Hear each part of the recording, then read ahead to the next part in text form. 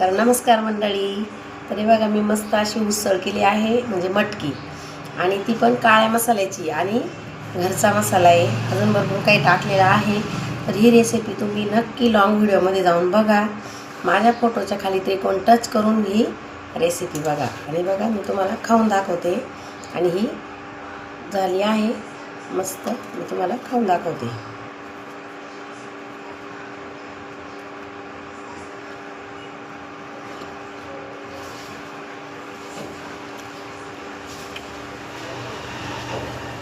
एकदम छान झाली आहे, एक नंबर झाली उसळ.